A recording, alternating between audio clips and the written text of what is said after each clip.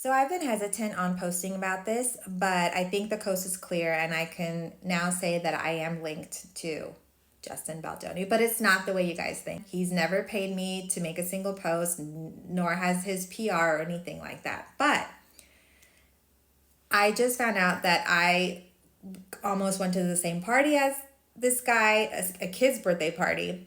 And the person who told me this is one of my friends from college. She also gave me some scoop about Ryan Reynolds and Blake Lively. So before I go any further, everything is alleged. I don't want to get into trouble.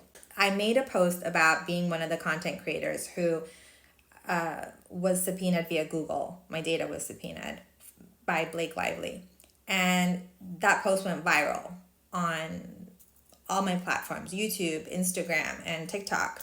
And she saw it and she had no idea I'm doing any of this stuff, like any of this pop culture or satire stuff. And she messaged me and she's like, oh my gosh, I have so much tea for you. So let me share the text message.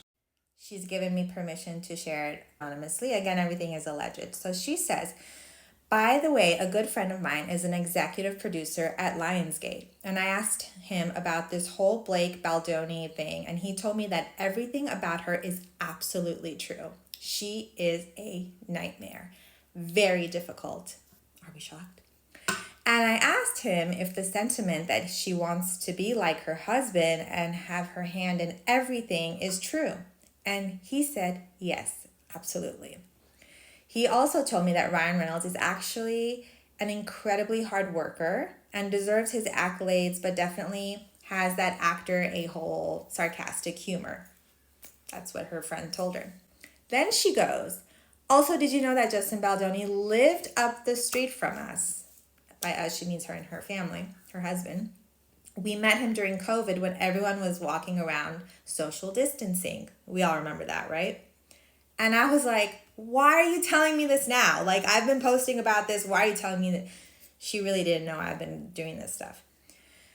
And then she goes on to say he, as in Justin, and her husband exchanged numbers and they would chat. So we invited him over to her son's birthday party that year, and he and his family were being super safe with COVID because his parents were older. Okay. And then she goes on to say, and then I said, oh, I love that. And she goes, he moved a couple years back, but he is so nice and hot as hell. And then I said, I was at that birthday party. Can you imagine? Like, imagine I met him and then I probably would not do this at all. And then I acknowledge, yes, he's hot.